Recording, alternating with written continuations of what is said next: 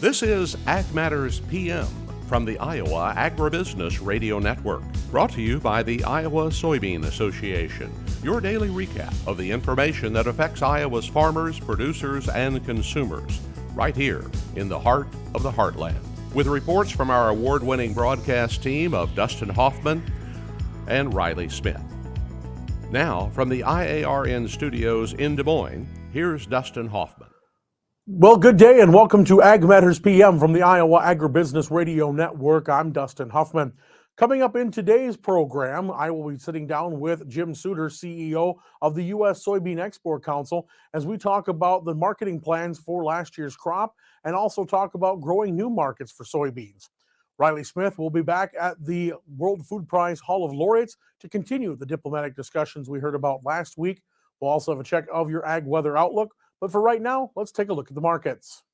It's time now for the Ag Matters PM Closing Market Summary, your source for market analysis and settlement prices from the day's trade in Chicago, courtesy of the folks at agmarket.net. Well, markets are closed for another day here, and we talked to Matt Bennett of agmarket.net. Matt, how did things go today?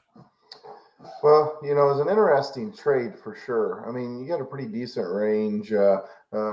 Essentially, May corn was actually going the opposite way of this bull spreading action we've seen lately.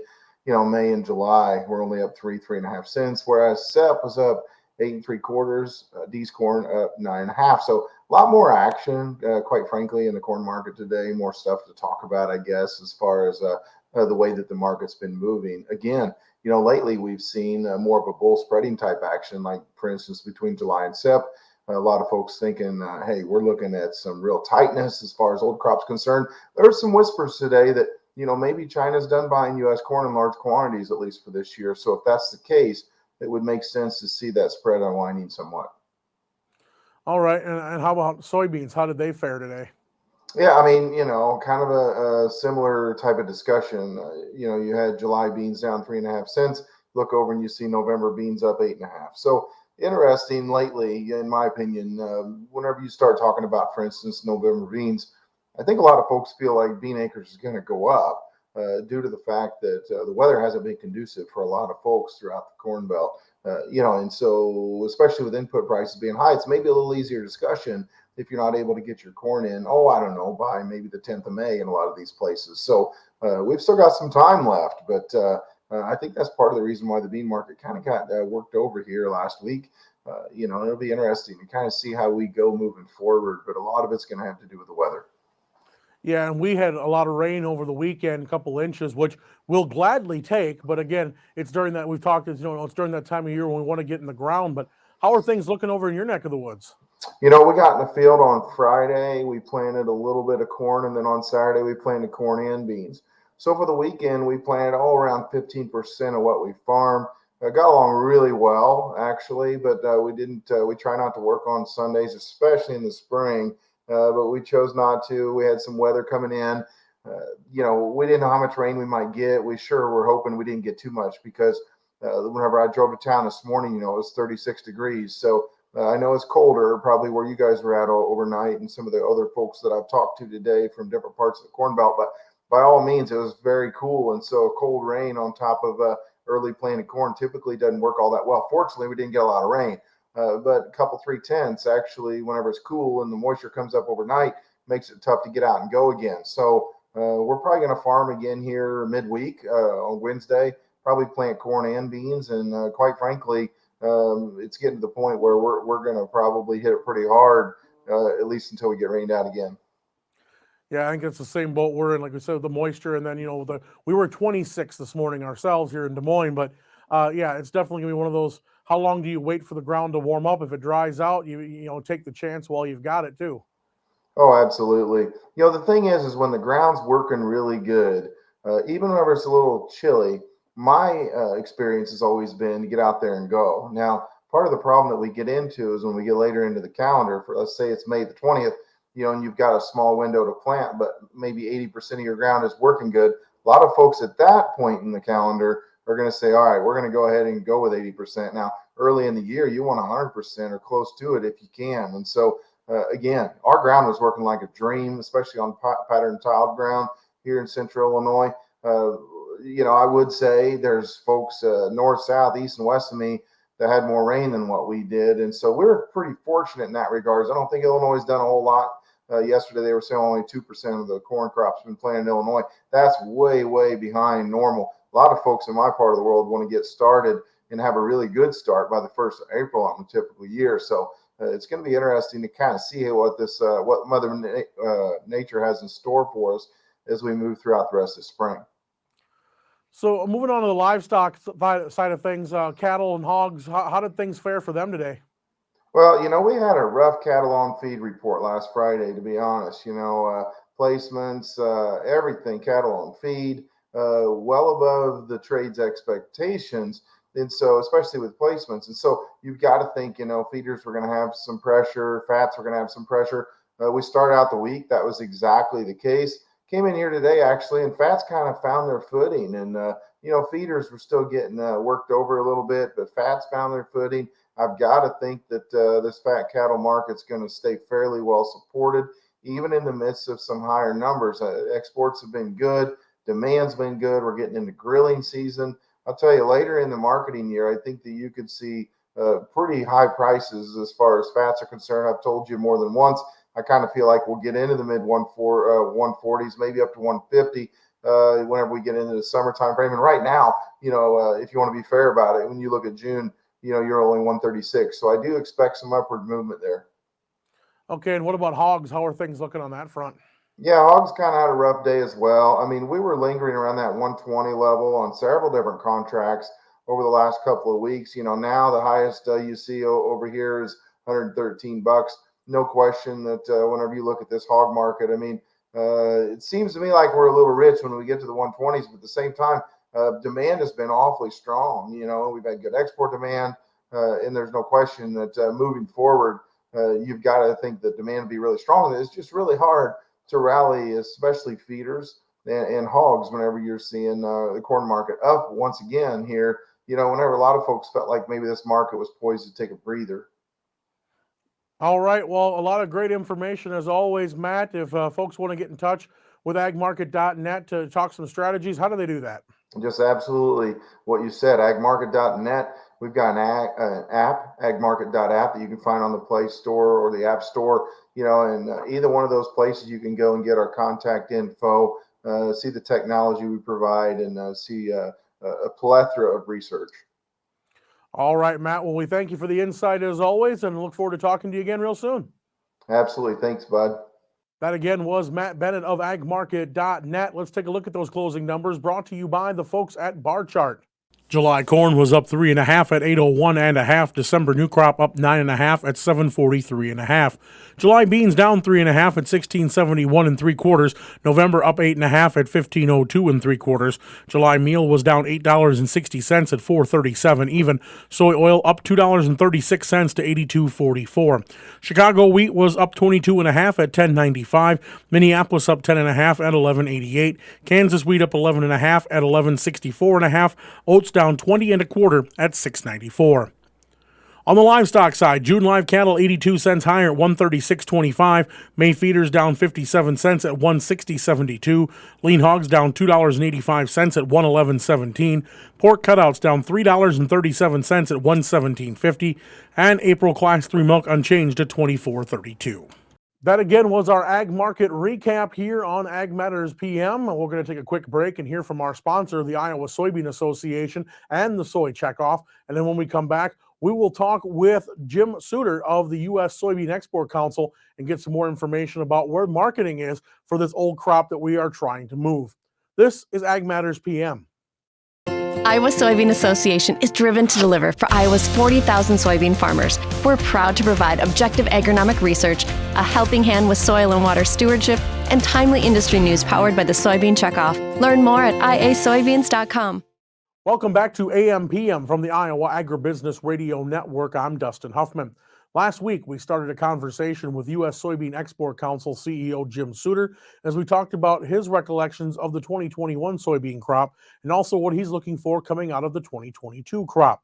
But today, we're going to talk about the changing marketplace. Customers and governments all change their mind on what they want at any given time. Producers and marketers have to keep up. The job of the U.S. Soybean Export Council and other marketers is to make sure that we're able to meet the needs that they are changing, but also not be a burden on producers. In 2024, Mexico plans to cut back on GMO soybeans. Jim Sutter will talk about how they are going to adjust their marketing strategy.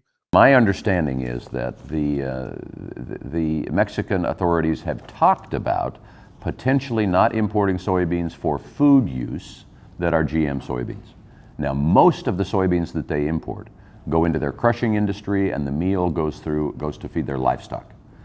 Of course, the oil is a human product, but there's, it's sort of a different situation. So we're watching the situation very carefully, but we think that Mexico will continue to be a buyer of soybeans. We think that they will continue to be, they're a significant market for us. Depending how you look at our numbers and on the year, they could be our number 2, number 3 market for U.S. soy. So it's critical that they continue to be a buyer. I know our team in Latin America continues to focus on that market, but also, we're working hard to diversify our markets and diversifying into other Latin American markets. It would be devastating for the Mexican feed industry if they did what some of these things that they're talking about doing. They can't feed the large numbers of pigs and chickens and other livestock that they feed without imported feedstuffs. If they did, I guess it would mean that they'd then have to import the food. So they'd become a much bigger importer of meat from maybe the U.S., maybe other Latin American countries. And I guess what I'd tell you is we're going to work with industry to be there to supply whoever is going to be producing this meat, whether it's people in Mexico or whether it's people in other markets. We've been working hard, as I said, in Latin America to diversify our markets. Ecuador is kind of a bright spot we look at as a big aquaculture producer. Colombia is a growing market. They produce both poultry and pork. I think plenty of countries would be interested to export their products to Mexico if that's what Mexico wants to do, is become an importer of meat. But honestly, I just can't see that happening. Sutter also talks about not putting all their eggs in just a few baskets. Obviously, we're going to see some marketing go up, we're going to see it go down. But the more markets we have available and growing markets we're able to develop, the better it is for American producers. Yeah, it's just fun to watch the aquaculture situation grow. You're right, soybean meal is a great input into their diets. Now, historically, they didn't use soybean meal. They used to use fish meal and that sort of thing to produce the fish. But as fish meal has become more and more expensive because there's just less and less of it available, people have learned how to use soy meal. And I like to think that the work that our USEC team has done around the world over the years has really helped to bring education to them. We've done a lot of work in China over the years on aquaculture. And actually, Iowa Soybean was one of the groups that was a very early funder of the. They saw the value there. We have something intensive raceway system. So we've taken, or it's kind of modernizing what is normal pond aquaculture, where you have just a lake or a pond and a lot of fish in it. You build sort of a runway system or a series of pens that you keep the fish in. So you can put the food, the fish food, in a place where the fish are going to consume it. You can have the fish right there so it's easier to harvest them. It's easier to control disease. It's really a very good thing. It also is a much better way for the keeping the environment. You don't have the same effluent problems. So we see aquaculture really growing. We started this maybe more than you want to know about these cells, but I think it's so exciting, and especially for people in Iowa, because their soybean association was active out in front, kind of seeing this. We went from, we had 3 test cells in 2013, and today there are almost 10,000 of these cells being used across China, and the government is continuing to promote them as a way to improve the environment and improve the efficiency of growing aquaculture. So we see that happening. I think we'll just continue to see more and more aquaculture produced. It's a very efficient way to produce meat at these high prices.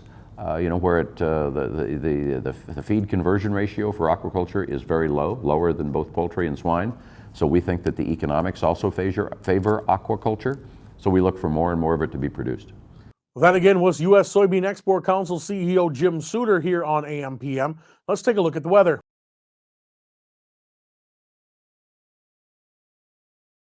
Well, the sun has returned, but as my father used to say, there was frost on the pumpkin this morning. How long will this cold snap last? How long will the sun stick around? Well, let's see what the National Weather Service has in store for us for the next 24 hours. And again, as you can see, we started off today with mostly sunny skies. Temperatures around here were about 60. There were, of course, some warmer temperatures in the southwestern part of the state. Now, tonight, we're going to see clouds roll back in. Not that badly, mostly just a partly cloudy sky. We're going to see temps a little warmer than last night, but still awfully cold. And we're going to see lows anywhere from 33 to 47 degrees. Now, tomorrow, we'll still have some variable cloud cover. Down in the southern tier counties, they're going to see more sun than clouds. We're going to see more clouds and sun in the central and northern parts of the state, but still no precipitation in the forecast. And we're going to see highs anywhere from the low 50s to the mid to upper 70s. So quite a spread in temperatures here for the next couple of hours. And taking a look at the affiliate weather map for tomorrow, again, Cherokee will be partly sunny and a high of 64 degrees. Shenandoah will see mostly sunny skies and 76. Des Moines, partly sunny and 68. Albia will be mostly sunny and 68. Waterloo will be partly cloudy to mostly cloudy and a high of 56. Clinton will be mostly cloudy and a high of 52. For more detailed forecasts in your local area, tune to your Iowa Agribusiness Radio Network affiliate. That's been a check on your ag weather outlook. When we come back after this break, Riley Smith will be going back to the World Food Prize to have some more diplomatic discussions. This is Ag Matters PM. As we approach planting season, make sure you stay safe and share the road with your local farmers. Slow-moving tractors with large planters occupy a lot of space on the road, so stay patient and follow at a distance of around 50 feet. You should never, ever try to pass them at a bridge, intersection, hill, or curve. It's far better than putting yourself or someone else at risk. So please, stay safe and remember to tip your hat to your local farmer this planting season. This message was brought to you by your friends at the Iowa Agribusiness Radio Network. Welcome back to AM/PM from the Iowa Agribusiness Radio Network. I'm Dustin Huffman. Last week, Riley Smith was at the World Food Prize Hall of Laureates for high-level diplomatic discussions between representatives of the United States and China. He files another report. One of the main focuses of the U.S.-China high-level agricultural dialogue was the relationship between Iowa farmers and China consumers. Iowa Corn Growers Association CEO Craig Floss spoke about the ability of Iowa producers to meet the wants and needs of those China consumers. He said that while he didn't want to be repetitive, it's important to focus on a friendly relationship between the ag industries of both countries. First, thank you, Ambassador Quinn, for your kind introduction and for this hosting this important U.S.-China high-level ag dialogue. On behalf of corn farmers here in Iowa and across the U.S., it is my privilege and honor to share some thoughts about the special relationship between Iowa's corn farmers and the people of China. We also have a number of corn farmers here in the audience tonight to participate in this dialogue. The Iowa Corn Promotion Board, which is funded by farmers, is a significant supporter of the U.S. Grains Council. In fact, our Iowa Corn and National Corn Growers Association founder, Walter Geppinger, a farmer from Boone County, Iowa, was also instrumental in founding the U.S. Grains Council. And he is recognized right here at the World Food Prize up in the Iowa Gallery for his contributions to the ag industry. For 40 years, since 1982, the U.S. Grains Council has had an official office in Beijing, China, for the purpose of building relationships with the people and business of China. Now, those early relationships, as you've already heard, that were developed in China led when Governor Branstad hosted a delegation, hosted and followed by with a young China official leading a team from Hebei province to learn about U.S. agriculture. That young official, of course, as you all know, was the current president of China, Xi Jinping. In 1997, Iowa corn farmer leaders felt so strongly that our relationship with China was so important, they made sure the first international mission that I traveled on as the new CEO of Iowa Corn was with the U.S. Grains Council to China. In 2012, when then Vice President Xi came back to Iowa to visit with his old friend, then Governor Terry Branstad, I was privileged to represent the Iowa Corn Growers Association because we too were an old friend and helped host that 1985 visit when they were learning about corn. I had the distinct honor to meet with Vice President Xi in Governor Gransted's office. I was standing with my counterparts from the Iowa Soybean Association, the Iowa Pork Producers Group, when the governor introduced us to Vice President Xi. And his comment to us was, China would like to use more U.S. corn, soybeans, and pork. My response was, Iowa and U.S. farmers have plenty of corn, soybeans, and pork supplies to meet your needs in China, and we would appreciate the opportunity to work with you. Then in 2013, Governor Branstad asked a number of us to join him on that delegation visit that he already mentioned as part of the 30th anniversary celebration of the sister state relationship with Taipei. Privileged to go there, an opportunity to meet with President Xi and the Minister of Agriculture. I share these personal and organizational experiences to highlight the special relationship that we in Iowa agriculture have developed with China over the last several decades. Prior to 2012, our friendship was growing, but our corn trade was not significant. Since 2012, and the visit of President Xi, the U.S. has been sending much greater amounts of corn in all forms to China, including grain, dried distillers grain, ethanol, and meat products. In fact, just a couple of weeks ago, there were 2 one-day orders for U.S. corn that total over 1 million metric tons each day, for a total of 2.1 million metric tons total, or 82.8 million bushels. 2 orders. And for context, these 2 purchases combined represent one of the biggest purchases ever of corn by China and by any other country. So,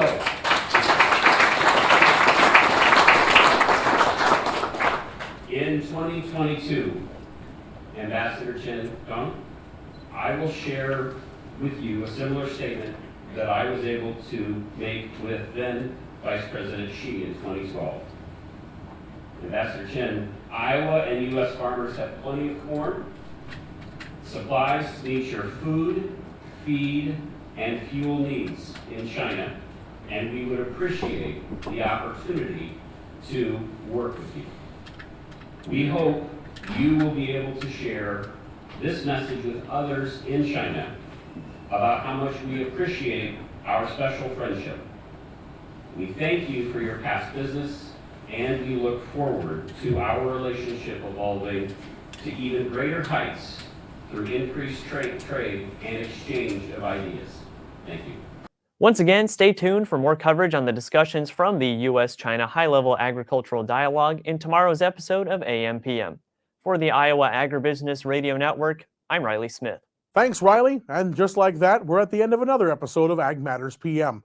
We thank you for joining us. You can find all our content online at iowaagnet.com. You can find us on social media at Facebook, Twitter, LinkedIn, Instagram, and of course, all our video content and past episodes of Ag Matters PM are available on our YouTube channel. Don't forget about our free twice daily market podcast that you can get through Google, Apple, Amazon, Spotify, and Podbean. From the IARN studios in Des Moines, I'm Dustin Huffman, and for Riley Smith, we thank you for watching. This has been Ag Matters PM.